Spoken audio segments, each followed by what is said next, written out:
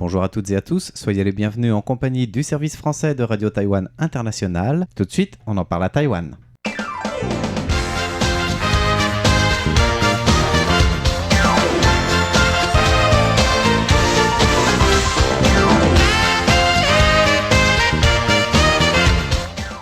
Bonjour à toutes et à tous, c'est François-Xavier Boulet.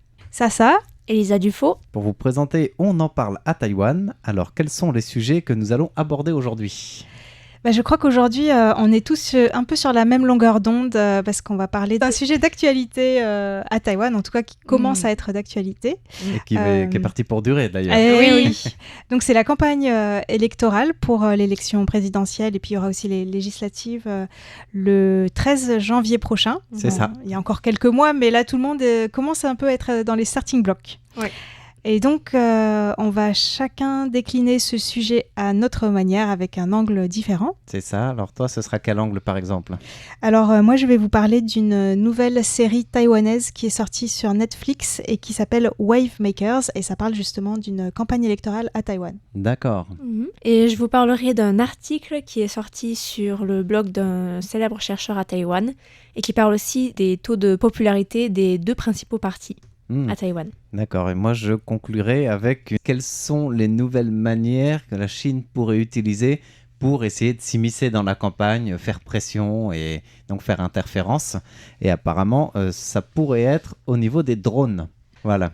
Alors on va commencer par la série Netflix du coup ? Oui, alors je dois quand même avouer que j'ai vraiment décidé de faire ce sujet parce que c'est dans l'actualité, tout le monde en parle autour de moi, mais je n'ai pas Netflix et donc je ne l'ai pas regardé. J'allais te demander ce que tu en avais pensé justement. Du coup, j'inviterais plutôt les auditeurs qui ont Netflix à regarder par eux-mêmes et à se faire leur propre idée. Mais en tout cas, je vais un petit peu vous parler de quoi il s'agit et puis vous dire les points positifs et négatifs aussi selon les échos de différentes personnes. Alors déjà, ça parle, comme je vous l'ai dit, de la campagne présidentielle à Taïwan. Mais c'est une fiction, hein. C'est pas dans la réalité. C'est pas précisément de la prochaine campagne présidentielle. Voilà, pas du tout. Donc c'est une fiction et le personnage principal, c'est une femme qui dirige l'équipe de communication d'une des candidates, parce qu'il y a beaucoup de femmes dans cette série. Et donc ça nous plonge à l'intérieur de tout ce qui fait le charme aussi des campagnes électorales à Taïwan, c'est-à-dire les défilés en camionnette, les grands meetings avec aussi les synthétiseurs qui font la musique qui fait monter la tension et tout, les slogans, etc. Et puis on voit aussi... Les drapeaux dans tous les sens. Pardon ? Les drapeaux dans tous les sens aussi, oui, tout à fait. Les candidats qui se postent au carrefour pour faire coucou, pour faire coucou, pour distribuer des mouchoirs. Mais aussi des choses peut-être un peu plus modernes, entre guillemets. C'est par exemple l'influence des réseaux sociaux dans la campagne présidentielle, surtout que la personnage principale fait partie de l'équipe de communication. Et puis aussi, on voit tout ce qui est un peu derrière le rideau, c'est-à-dire sur le lieu de travail, avec aussi des questions d'agression sexuelle ou des choses comme ça. Et je vais vous le dire d'emblée, il y a une chose qui est marquante dans cette série, c'est que contrairement à ce qu'on pourrait penser, la campagne présidentielle n'est pas du tout centrée sur la position du parti par rapport à la Chine. Donc c'est un peu utopique en fait, parce que quand on sait la place qu'occupe cette question à Taïwan, donc voilà. Mais c'était vraiment un parti pris. Comme l'a expliqué un chercheur qui a présenté cette série sur le site de l'université de Nottingham, c'était un parti pris déjà parce que c'est un sujet trop sensible et compliqué à comprendre aussi. Et en même temps, apparemment, les producteurs ne voulaient pas se couper du marché chinois, mais bon, en réalité, même sans parler de la Chine, ils ont été interdits en Chine, évidemment. Donc pour parler un peu du point négatif, certaines personnes se sont dit c'est vraiment dommage finalement de ne pas avoir parlé des liens aussi avec la Chine et comment les partis politiques se définissent par rapport à la Chine, etc. Parce que ça aurait justement été l'occasion d'expliquer ça au grand public étranger qui ne connaît pas bien Taïwan. Donc voilà. Mais bon, en tout cas, c'était un parti pris de ne pas en parler. Et comme dit le chercheur Antoine Bondaz, qui vient d'être interviewé par Valentin Floquet, en fait, c'est aussi bien finalement de parler de Taïwan pour parler de Taïwan. D'accord. Oui, ça change un petit peu. Voilà, parce que souvent, dans les médias occidentaux, on parle presque toujours de Taïwan par rapport à la Chine ou les relations avec la Chine. Et donc là, c'est l'occasion justement de parler d'autres sujets, par exemple les questions d'énergie, d'environnement, d'immigration, par exemple, hors du contexte des relations avec la Chine. Et en fait, ça permet aussi de relativiser et de se dire que même si c'est vrai que la Chine occupe une grande place dans les campagnes électorales taïwanaises, il n'y a quand même pas que ça. Oui. Les autres sujets sont importants aussi, ça permet de relativiser. Et en fait, ce que ce chercheur a indiqué dans cet article, ce qui était intéressant d'après lui, c'est que cette série permet de voir aussi que Taïwan n'est pas, entre guillemets, comme le laisse entendre le Parti communiste chinois, une province rebelle, mais que c'est une vraie démocratie. Et comme dans toutes les démocraties, en fait, les personnes qui s'engagent en politique sont confrontées à des choix assez difficiles. Par exemple, comment trouver un équilibre entre vie privée et professionnelle, entre son idéalisme et faire des compromis pour peut-être avoir plus de votes. Et donc tout ça, c'est abordé dans la série. Tout à fait, ouais. Et puis aussi, est-ce qu'il faut gagner à tout prix et du coup mettre de côté certaines de ses convictions, etc. Enfin, en tout cas, ça montre aussi toutes les questions qu'on peut se poser dans les démocraties. Et donc, j'ai un ami qui a vraiment adoré la série. Alors lui, il attend la saison 2 avec impatience. Et il trouve que voilà, le personnage principal qui est joué par Xia Yingxuan est vraiment bien, voilà, elle joue très bien, et que même les personnages secondaires en fait ont une profondeur dans cette série, et que Taipei est admirablement filmé. Donc, écoutez, j'en appelle aux auditeurs, si certains ont envie de regarder sur Netflix, et de nous dire ce qu'ils en ont pensé. Je crois que Valentin a essayé de regarder, mais qu'il s'est endormi. Oui, mais alors il m'a dit que finalement, c'était pas forcément à cause du contenu de la série, mais c'est que d'habitude, il regarde pas des choses comme ça. Donc, du coup, c'est pas des choses différentes. C'est trop différent de ce qu'il a l'habitude de regarder. Parce que c'est une série en format un peu à la fois fiction et documentaire. Je sais pas quelle note ça donne, quoi, mais c'est quand même inspiré de la démocratie taïwanaise, mais c'est pas les vrais partis politiques qui sont à Taïwan, et on parle pas de la Chine, on parle du reste. Donc voilà, c'est mi-fiction, mi-documentaire, donc un ovni peut-être, mais à tester.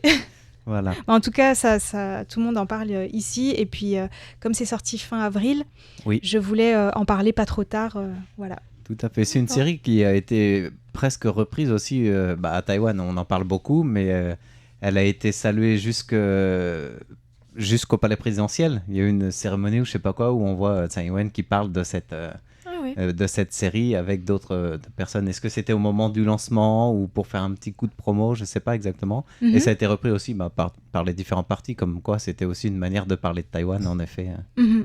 Alors, donc c'est... En tout cas, ça donne envie d'aller voir. Tout le monde le suit, quoi. Voilà. Alors du coup, ça c'était un peu la fiction, donc maintenant on revient à la réalité. Oui, et la réalité, c'est la question de la popularité des vrais partis pour le coup. Oui, en fait, je voulais vous parler d'un article sur le blog de Nathan Bato, qui est un chercheur qui vit à Taïwan depuis longtemps. Et je ne sais pas si vous connaissez Frozen Garlic. Je pense que vous connaissez forcément.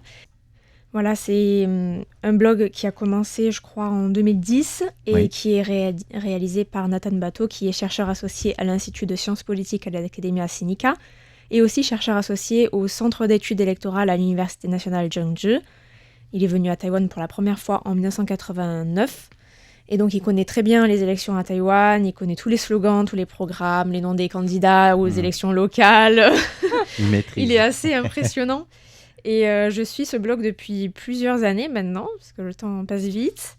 Et il a rédigé un article le 10 avril 2023 sur l'évolution de l'opinion publique depuis les élections de novembre 2022. Et Je trouve que c'est assez intéressant parce qu'il parle de la victoire du KMT et de la défaite assez claire du DPP aux dernières élections locales en novembre 2022. Et il explique qu'après cette victoire, il y a eu une vague de popularité du KMT et une période de déclin du DPP, mais que cette évolution n'était que temporaire finalement et que cet élan est depuis retombé. Donc, il faut savoir qu'à Taïwan, il y a cette tendance un petit peu selon laquelle le parti au pouvoir tend à faire des scores assez médiocres aux élections locales qui suivent en général 2 ans plus tard les élections présidentielles. Donc c'est vraiment une sorte de tendance puisque c'est une sorte de vote sanction, on va dire. Le chercheur analyse d'abord l'indicateur d'identification partisane. Donc ces 2 dernières années, il y a environ 30% des interrogés qui se disaient du DPP et environ 15% seulement qui se disaient du Kuomintang. Et en décembre 2022, donc juste après les élections locales, le DPP est tombé à 24,4% et le KMT est remonté à 21,4%. Donc on aurait pu penser que le KMT était en train de faire une percée. Mais Nathan Bato observe qu'en mars 2023, le DPP comptait de nouveau 31,3% de personnes qui s'identifient DPP. Et donc en fait, c'est les mêmes chiffres qu'avant. Et le KMT était déjà revenu à 15,2%. Et donc, comme si, selon ses mots, selon les mots du chercheur, comme si l'élection locale n'avait jamais eu lieu. Donc c'est assez intéressant. Et on peut dire que c'est la même tendance pour les sentiments favorables ou non vis-à-vis des partis. Donc là, dans cet article, il analyse seulement le KMT et le DPP. Oui, il n'y a pas les autres partis. Voilà. Ça, c'est dommage. Je pense que c'est parce que dans les élections présidentielles, c'est surtout ces 2 partis-là qui comptent. Et donc, pour ce qui est des sentiments favorables, justement, ou non vis-à-vis des partis, le KMT, au cours des 2 dernières années, avait un score d'environ une vingtaine de pourcents, un peu plus proche de 30% de sentiments favorables. D'accord. Et une cinquantaine de pourcents de sentiments défavorables, plus proche de 60. Voilà. Et l'écart s'est réduit en décembre, mais on est revenu à ces mêmes chiffres en mars. Donc c'est vraiment la même tendance. Et pour ce qui est du DPP, il est aussi revenu à ces chiffres de la première partie du second mandat de Tsai Ing-wen, même si le parti n'a pas totalement récupéré, contrairement au KMT. Donc on est à 42% d'opinions favorables et 48% d'opinions défavorables. Et enfin, pour ce qui est du taux d'approbation de Tsai Ing-wen, il faut dire qu'entre avril et septembre 2022, qui était la période où l'épidémie du Covid était au plus fort à Taïwan, elle était à 5 points positifs nets. En fait, c'est calculé par les opinions négatives moins les opinions positives. D'accord. Et en décembre, juste après les élections locales, on était à près de 20 points, avec donc 38,9% de personnes satisfaites et 58,2% de personnes mécontentes. Donc c'était quand même une grosse claque pour elle. Mais Nathan Bato explique que ça s'est renversé très clairement, puisque en mars, les mécontents et les satisfaits étaient presque équivalents, avec 47,6% de personnes satisfaites et 49,2% de personnes mécontentes. Donc il estime qu'il n'y a pas eu de changement fondamental dans l'opinion qu'ont les Taïwanais des 2 principaux partis politiques, et même de la présidente. Et on peut donc penser que, mais bon, ça c'est ma propre analyse personnelle, que l'élection de janvier voit le DPP comme parti favori, parce que le KMT pour l'instant n'a pas encore réussi à se moderniser, même s'il faut voir encore la campagne de Roh Yo-hee, parce qu'il n'a pas vraiment... Enfin, ça débute à peine, il vient à peine d'être nominé. C'est vrai que... Enfin, je pense que c'est le meilleur candidat pour le KMT, en tout cas c'est avec lui que le KMT aura le plus de chances d'avoir des résultats plutôt satisfaisants. Je pense qu'on peut aussi rappeler la situation des élections locales en 2018, où les DPP avaient vraiment essuyé une cuisante défaite, encore plus même qu'aux élections locales de 2022, et pourtant étaient parvenus à remonter la pente et à remporter les présidentielles et les législatives de 2020, avec une majorité au Parlement, malgré la vague Hwang Go-yu, qui s'était révélée finalement être une vraie déception pour le KMT. Voilà, c'était une déferlante éphémère. Oui. Mais encore une fois... Oui, pardon. Excuse-moi. En fait, Roh Yo-hee, justement, là, il est en mission. Donc, samedi, il était à Kaohsiung pour faire un meeting de campagne, justement, avec Han Go-yu. En fait, là, sa mission, c'est d'essayer de récupérer les électeurs de Han Go-yu et les électeurs de Guo Taiming, de Terry Guo. Donc voilà, c'est sa mission pendant cette campagne. De faire l'unité au sein des voix du Kuomintang. Oui. Et même plus. Un peu au-delà. Même au-delà. Tout à fait. Alors, Le Kuomintang, je ne sais pas s'il a des chances au niveau la satisfaction de la population en général. On a l'impression, en effet, tu disais, c'est à peu près 15, c'est ça? Par rapport enfin, oui. C'est 15%. Oui, d'identification partisane. Ouais, et le DPP, c'était 30%. 30%. Presque enfin, je ne sais pas si c'est... Oui, presque je pense le que c'est double. les personnes qui sont en âge d'être, de voter. Donc, c'est les électeurs, quoi, on peut dire. Alors, ça reste après un pourcentage et on peut toujours interpréter comme on veut, mais comme tu dis, ça fait le double de personnes qui s'identifient au parti au pouvoir aujourd'hui. Après, les scrutins locaux, ce qu'il faut voir aussi, s'il y a une claque, bien sûr, pour le parti au pouvoir, parce qu'il y a une sanction, comme tu disais, quoi, de cette analyse. Mais il y a aussi des enjeux locaux qui font que les candidats bien ancrés depuis des lustres, des familles, voire des groupes influents, parfois pas très très clairs, font que ça favorise aussi parfois certains candidats vraiment à l'échelle locale pour des comtés ou ruraux qui font que on vote plus pour un parti, mais plus pour la personne la plus influente. Oui, tout à fait. Alors que pour les élections présidentielles, la question de la Chine va vraiment peser, justement, la politique interdétroit.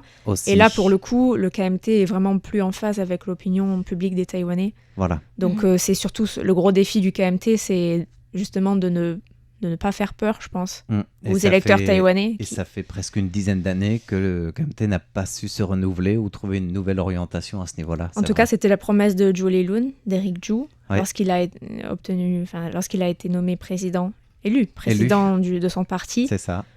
Là, à voir ce que ça donne, mais je vois pas trop. Au final, ça n'a pas changé. Pour l'instant, je vois pas de changement. Pas beaucoup. Mais bon, il y a toujours des rebondissements possibles, et notamment tu vas nous en parler. Il y a toujours des rebondissements possibles. Des hypothèses qui pourraient faire changer la situation. Des hypothèses, peut-être changement, non, mais c'est vrai que qui dit enjeu présidentiel dit aussi, on le disait, le volet interdétroit qui est très présent. On sait que la Chine, elle guette aussi ce qui se passe à Taïwan. Alors, elle ne le montre pas à sa population, elle essaye de le censurer, etc. Parce que pour elle, on sait que Taïwan, ils veulent le récupérer, quoi. Mais n'empêche que dans les hautes sphères des dirigeants chinois, on surveille quand même ce qui se passe dans la campagne électorale, les tendances. Et puis, comme c'est le cas depuis plusieurs élections, mais maintenant c'est de plus en plus développé, et Taïwan essaye de s'en protéger de plus en plus, il y a aussi de grandes interférences de la Chine dans les élections. On l'avait vu pour les scrutins locaux, notamment avec Han Kuo-yu, etc. On le voit à l'échelle présidentielle aussi. Et cette fois-ci, je suis tombé sur une analyse qui est faite par un groupe de réflexion, dont je n'ai pas noté le nom, je suis un peu bête là. Enfin, je le mettrai sur l'annonce sur le site internet, qui explique que la Chine, elle essaye de diversifier ses manières d'avoir une influence sur l'électorat taïwanais. Alors ça ne va pas être une influence directe avec des publicités achetées, avec des personnes interposées dans des médias ou des financements comme ça occultes, comme ça a pu être par le passé. Mais c'est plutôt pour influencer via la peur. C'est-à-dire que, on le voit, il y a tout le temps plein d'avions, de bateaux, maintenant des drones aussi qui font le tour de Taïwan. Et si je parle des drones, justement, c'est parce que ça pourrait être la nouvelle tendance pour faire pression sur le parti au pouvoir, au sens où la Chine, elle essaye apparemment de mettre toute une armada de drones qui peuvent montrer que si le parti indépendantiste continue dans son lavage de cerveau des Taïwanais qui se croient indépendants, qui veulent dire qu'ils sont indépendants, eh bien, la Chine intervient militairement parce qu'il y aurait un acte d'indépendance ou de sécession presque. Et du coup, ils veulent toujours menacer, sous-entendu que le risque est d'autant plus grand si vous votez pour les indépendantistes. Mais parfois, ça peut être contre-productif, en fait. Tout à fait, c'est clair. Il suffit d'avoir un peu de jugeote. Mais il va faire comprendre ça au gouvernement chinois. Voilà, il faut avoir un petit peu de jugeote ou de liberté pour penser que ça va faire un effet inverse. Mais ils sont dans des théories très très différentes. Et je pense que si le Kuomintang aussi n'arrive pas à se renouveler, c'est qu'il a peut-être aussi ce manque de recul, quoi. Il pense avec les méthodes du passé ou avec ce qui était sa force d'hier. Et la Chine aujourd'hui, c'est ce qu'elle essaye de faire aussi, en montrant qu'on ne peut pas séparer Taïwan de la Chine, mais au niveau de la pensée, on ne peut pas non plus séparer l'origine de plusieurs millions de Taïwanais, dont les origines, il y a 2, 3, 4 générations, elles étaient en Chine. Et du coup, ils veulent jouer un petit peu aussi sur ce sentiment de dire, on est un peu tous la même population, nous, on n'a rien contre vous. Quand je dis là, je me mets dans la peau des Chinois, enfin des Chinois, des dirigeants chinois. On n'a rien contre la population taïwanaise, on est là aussi pour vous protéger. Si on vient, c'est pour vous délivrer ou presque, quoi. C'est un petit peu dans cette mentalité qu'ils se mettent. Et là, pour reprendre l'image qu'avait évoquée une personne que je connais, si on veut se marier avec quelqu'un, est-ce qu'il faut vraiment lui mettre le pistolet sur la tempe en fait ? Est-ce que ça va marcher ou pas ? C'est pas sûr. Ah, des fois, il paraît que ça marche. Moi, perso, j'ai pas essayé, mais... Mais là, c'est pas un pistolet qu'on met sur la tempe du côté chinois, c'est des drones. Alors c'est aussi une manière pour la Chine de tester ces drones en ce moment, de voir si au niveau de l'autonomie, au niveau de ce qu'ils essayent de faire, ça peut vraiment faire le tour de Taïwan. On l'a vu le 11 mai, c'était un record dans l'histoire justement de ces tests. C'est qu'il y a un drone qui a réussi à faire tout le tour de Taïwan. Et que le ministère de la Défense l'a détecté sans problème et il l'a suivi. Alors c'était un drone de reconnaissance, mais un drone de reconnaissance, tu peux l'armer, tu peux le diriger comme tu veux. Et ce qui fait le plus peur à ce groupe de réflexion, c'est que la Chine a développé des nouveaux drones de haute performance. Là, il y a 3 types de drones qui ont déjà fait le tour de Taïwan ou qui se sont approchés de l'espace taïwanais. Des drones chinois de type, je vais le dire pour ceux qui sont un peu férus de la question et qui nous écoutent, ils sont nombreux, je le sais. Il y a les drones TB1, le BZK5, 6 et 7, mais aussi le CH4. Alors, grosso modo, on parle de petits drones qui peuvent être télécommandés jusqu'à des drones qui font de la taille d'un biplan, donc d'un petit avion quand même. Sans pilote, certes, mais qui peuvent être bien chargés.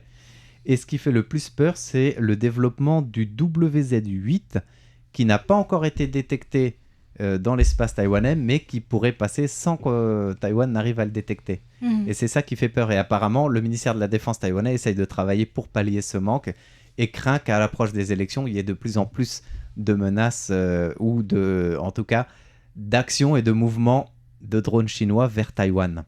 C'est pas un peu étonnant que si le ministère de la Défense réussit à les détecter, qu'il ne les abat pas ? Parce qu'en plus, il n'y a pas de personne à l'intérieur. Donc, alors justement, on va en parler et c'est la question qui se pose justement. Est-ce qu'il faut abattre ces drones qui viennent en intrusion ?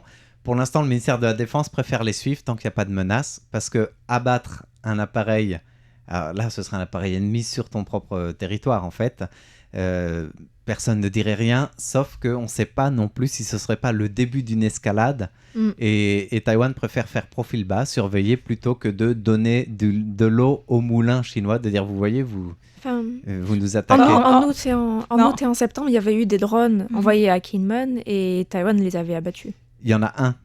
Taïwan en avait abattu au moins une. Qui a été dégommé. Au moins un, pardon. Mais ce n'était pas un drone militaire, visiblement. Oui, c'était un drone civil. Et la Chine n'avait rien dit, même si officiellement ils ont dit c'est peut-être nos ressortissants qu'on mal manipulé ou ils ont fait joujou et voilà quoi, ils ont perdu un drone, point. Mais côté taïwanais, on est beaucoup plus prudent, surtout que le nouveau drone que je disais, le WZ8, il est très haut en altitude et très rapide, que on ne sait pas si on peut le détecter et on n'aurait pas le temps visiblement avec les moyens actuels taïwanais de pouvoir l'abattre.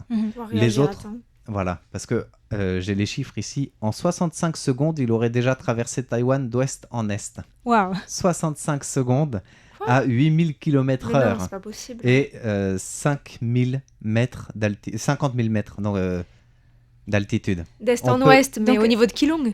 D'est en ouest. Non. la partie la plus large de Taïwan, donc 145 km. Ça paraît vraiment 8000 km/h, c'est 8 fois plus rapide énorme. Qu'un avion. Hein. Je sais pas, c'est ça. Non, c'est impossible. Si, c'est le nouveau. Et en plus, il est tellement haut en altitude qu'apparemment, il y a un seul type de missile que Taïwan possède qui pourrait tenter de l'abattre, mais avec une précision telle que les débris pourraient retomber en dehors de l'espace taïwanais si bien que la Chine pourrait dire c'est dans les eaux internationales, vous avez abattu dans un espace qui n'est pas le vôtre, c'est un acte de guerre. Et pour répondre à la question justement, est-ce qu'il faut abattre ou non ce type d'appareil, quoi. Mais du coup, 8000 km/h quand même à vérifier, ou alors c'est de la propagande chinoise, je ne sais pas, mais en tout cas, si c'est réel, c'est vraiment impressionnant. Les informations que je vous donne, elles sont du groupe de réflexion taïwanais. D'accord. Donc c'est des chiffres, à mon avis, qui sont par le développeur du drone et pas donnés par la Chine. Et c'est quoi le nom de ce drone, le nom de l'appareil? Le WZ-8. Wow. Mais en tout cas, même si c'est sa vitesse de croisière. Non, il peut faire des pointes à 8000 km/h. Sa vitesse de croisière, c'est entre 7408 et 8643 km/h précisément. Wow. À 160 000 pieds. Donc et il a une autonomie de 5000 km. Donc il pourrait faire plusieurs fois le tour de Taïwan.